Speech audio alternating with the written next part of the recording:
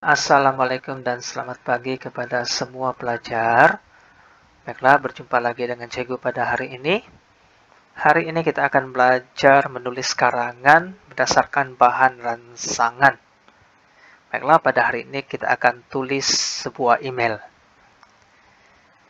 Baiklah, kita baca soalan. Tulis email kepada rakan Anda tentang kelebihan pendidikan maya kepada murid. Panjang email Anda hendaklah antara 150 hingga 200 patah perkataan. Jadi pada hari ini kita akan tulis email tentang kelebihan pendidikan maya kepada murid. Baiklah, dan karangan kita itu seharusnya berada pada 150 hingga 200 patah perkataan sahaja. Di sini disediakan bahan rangsangan, yaitu kelebihan pendidikan maya. Baik, ada 3 kelebihan yang disertakan di sini. Pertama, menimba ilmu pengetahuan dengan mudah. Kedua, mengikuti pengajaran guru dari rumah. Dan ketiga, berkongsi ilmu dengan mudah. Ada 3 idea yang diberikan, jadi kita akan gunakan ketiga-tiga idea ini di dalam email kita nanti. Baik, sekarang kita akan buat rangka dan contoh karangan. Yang pertama, kita perlu ada pendahuluan. Dalam email ini ada beberapa perkara yang perlu ada di dalam pendahuluan. Yang pertama sudah tentu format penulisan email, yaitu mesti ada pengirim, penerima, dan juga perkara. Ketiga-tiga ini. Ya, Cikgu sudah berikan contoh.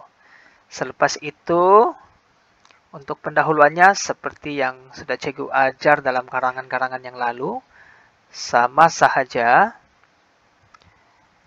yaitu kita perlu ada 2 perkara yang penting. Untuk email ini ada 3 perkara yang penting. Yang pertama, bertanya kabar. Yang kedua, SS. SS ini ialah situasi semasa. Dan yang ketiga ini tugasan. Ketiga-tiga perkara ini perlu ada di dalam pendahuluan. Bertanya kabar ini seperti biasa, Cikgu sudah tulis di sini. Assalamualaikum sahabatku Izhar. Apa kabar? Saya di sini berada dalam keadaan yang sehat. Ini sapaan lah, ataupun bertanya kabar. Sesudah itu kita akan sambung dengan situasi semasa.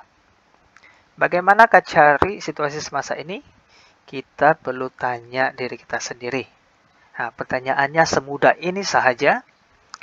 Apakah situasi semasa pendidikan maya di negara kita? Baik, apa situasinya?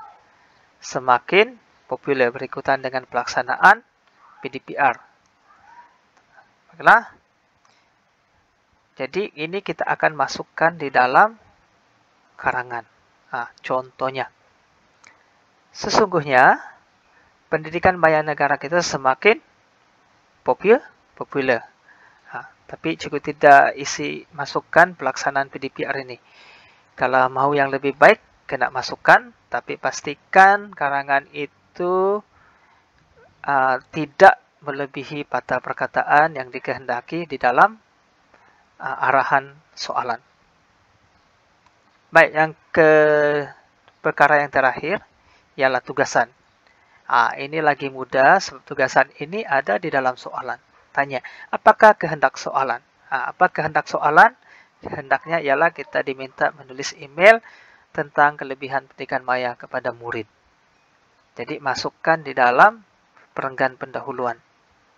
Oleh sebab itu, kelebihan pendidikan maya kepada murid saya kongsikan dalam email ini demi kebaikan bersama. Yang ini. Setelah digabungkan, bertanya kabar, situasi semasa, dan tugasan ini, akhirnya kita dapat satu perenggan pendahuluan yang penuh. Baik, kita baca bersama-sama. Assalamualaikum sahabatku Izhar. Apa kabar? Saya di sini berada dalam keadaan yang baik. Sesungguhnya, pendidikan maya negara kita semakin populer, Oleh sebab itu, kelebihan pendidikan maya kepada murid saya kongsikan dalam email ini demi kebaikan bersama. Jadi, berdasarkan 3 perkara tadi, kita telah menyiapkan satu perenggan pendahuluan yang lengkap.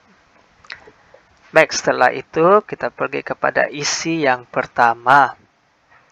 Apakah kelebihan pendidikan maya? Baiklah, tidak perlu susah berpikir sebab dalam bahan rangsangan sudah disediakan. Yang pertama, menimba ilmu pengetahuan dengan mudah. Tulis. Menimba ilmu pengetahuan dengan mudah.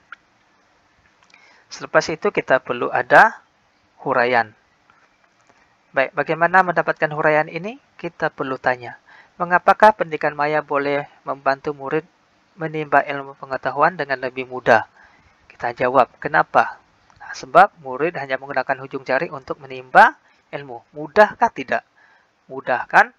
Kita tidak perlu pergi ke perpustakaan, kita tidak perlu pergi ke sekolah, kita cuma berdepan dengan peranti komunikasi seperti telepon dan juga komputer. Hanya dengan menggunakan ujung jari kita dapat menimba ilmu. Dan perkara yang ketiga, contoh. Apakah contoh bahan ilmu yang boleh dipelajari oleh pelajar? Dalam alam maya inilah. Satu, kita boleh cari nota, jurnal, video, dan e-buku. Dan banyak lagi. Baiklah, sebelum cikgu lupa, dalam perenggan isi kita ada 3 perkara untuk karangan bahagian E ini. Kita mesti ada 3 perkara. Yang pertama, mesti ada isi. Yang kedua, ada huraian. Dan ketiga, ada contoh. Baik, setelah kita peroleh ketiga ini, kita gabungkannya menjadi satu perenggan yang lengkap. Oke, bagaimana masukkan isi ini? Gunakan penanda wacana. Salah satu kelebihan pendidikan maya ialah murid dapat menimba ilmu dengan mudah. Kita sudah masukkan. Kemudian kita masukkan huraian.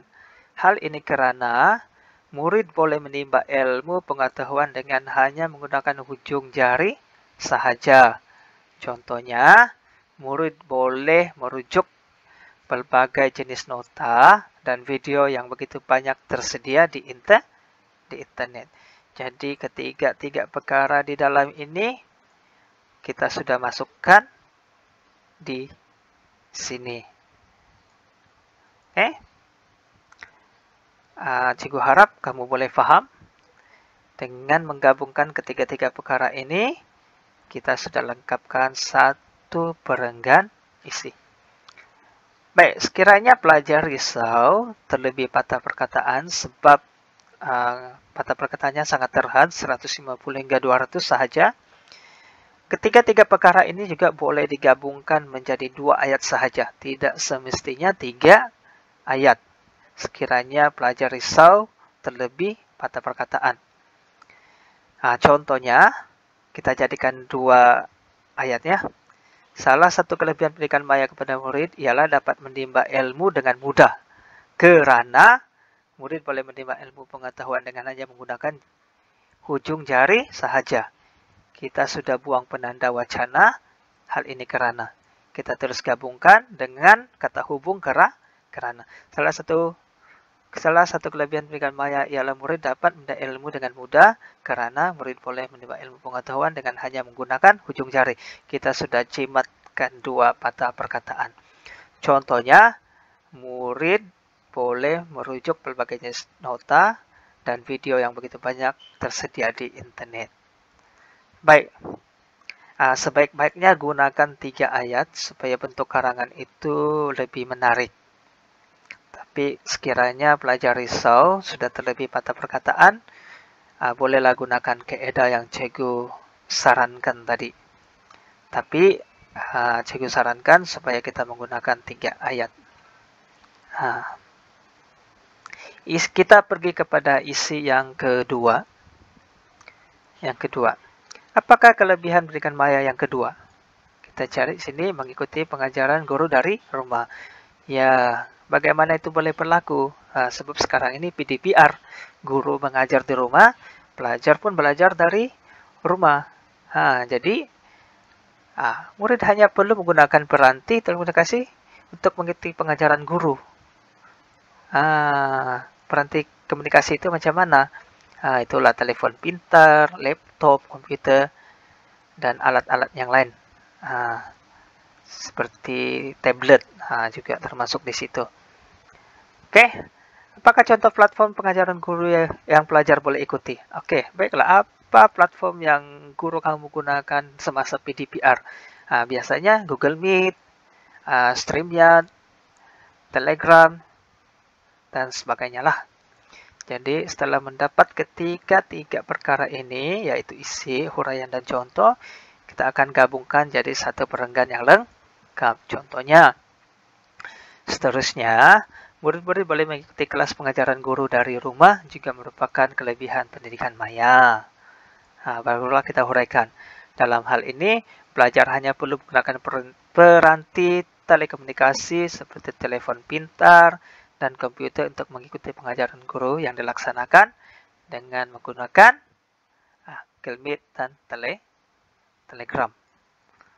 Oke, di sini contoh penggunaan 2 ayat, tetapi sudah mengandungi 3 perkara, yaitu isi, huraian, dan contoh. Isi yang ketiga. Apa kelebihan pendidikan maya yang ketiga? Berkongsi ilmu dengan mudah. Ini jika ambil daripada bahan rangsangan tadi. Bagaimana perkongsian ini berlaku? Kita guna internet lah untuk berkongsi apa? Idea dan juga material. Oke, banyak. Kita minta ide dari kawan, kita kongsi dengan melalui maya. Kita minta bahan-bahan, kita kongsi dengan maya. Oke, apa contoh bahan ilmu yang boleh dikongsi itu? Contohnya nota, bahan pengajaran, ataupun idea. Jadi setelah dapat 3 perkara ini, kita buat satu perenggan yang lengkap. Ini contoh yang cukup bagi. Kelebihan pendidikan maya yang terakhir ialah murid boleh berkongsi ilmu dengan mudah. Dalam konteks ini, murid-murid boleh berkongsi ilmu sama ada dalam bentuk idea ataupun material secara maya. Contohnya, pelajar boleh berkongsi bahan-bahan pembelajaran dan idea dengan hanya menggunakan email dan platform perbincangan seperti TeamViewer. Kalau kita mau berkongsi idea menggunakan alam maya, biasanya kita gunakan TeamViewer, Google Meet, Microsoft Teams, dan sebagainya. Baik, yang terakhir ialah kesimpulan. Kesimpulan ini pun ada 3 perkara, tentu kesimpulan secara keseluruhan, kemudian cadangan yang kita boleh berikan, dan juga kesan daripada cadangan yang diberikan. Pertama, kesimpulan secara keseluruhan. Apakah yang Anda dapat simpulkan berdasarkan huraian di atas? Berdasar huraian kita di atas tadi, apa yang dapat kita simpulkan? Pendidikan maya ini mendatangkan 1001 kebaikan. Kita sertakan di sini peribahasa. Yang kedua, apakah perkara yang Anda dapat cadangkan dalam soal pendidikan maya ini? Apa yang kita dapat cadangkan? Yang satu, semua pihak bekerja sama untuk membangunkan sistem pendidikan maya di negara kita. Oke, apa kesan daripada cadangan ini? Negara kita standing dengan negara-negara maju. Oke, setelah dapat ketiga-tiga perkara ini, kita gabungkan dalam satu perenggan yang lengkap. Kesimpulannya, pendidikan maya mendatangkan 1001 kebaikan kepada murid.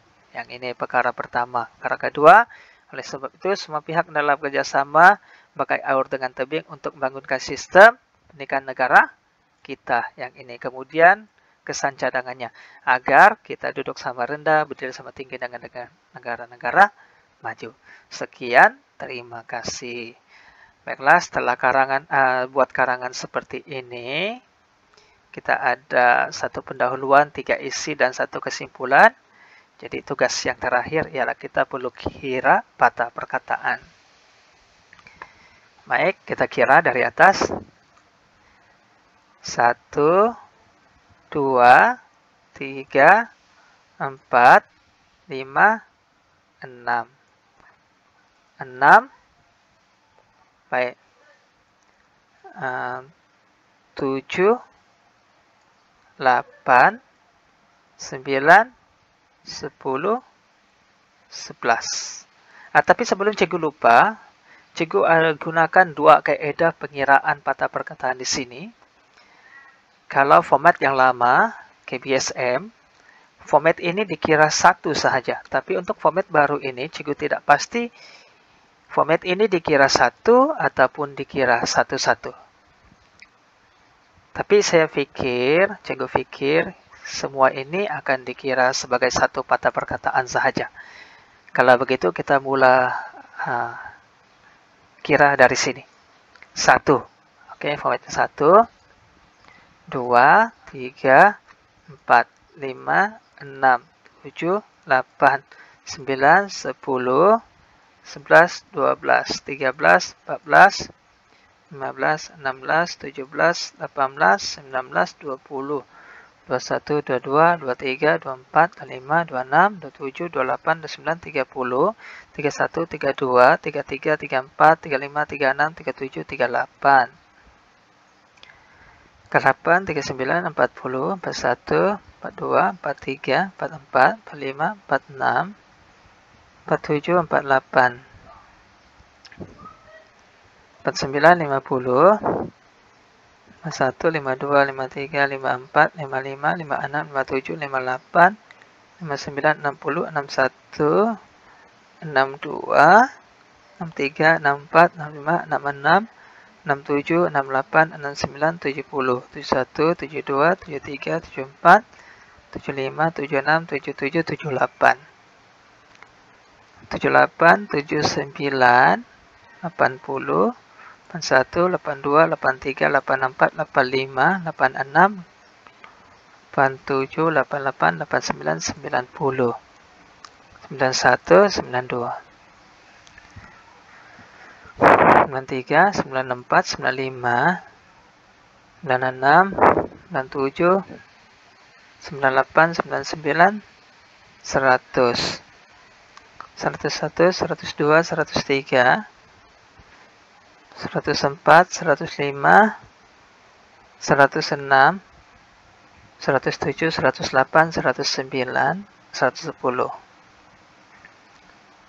111, 112, 13, 14, 15, 16, 117.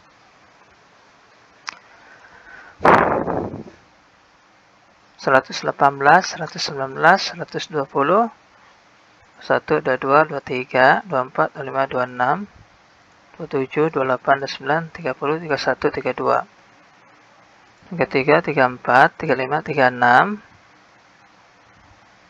37, 38, 39, 40, 41, 42, 43, 44, 45, 46, 47, 48, 49, 50, 51, 52, 53, 54, 55, 56, 57, 58, 59, 60, 61, 62.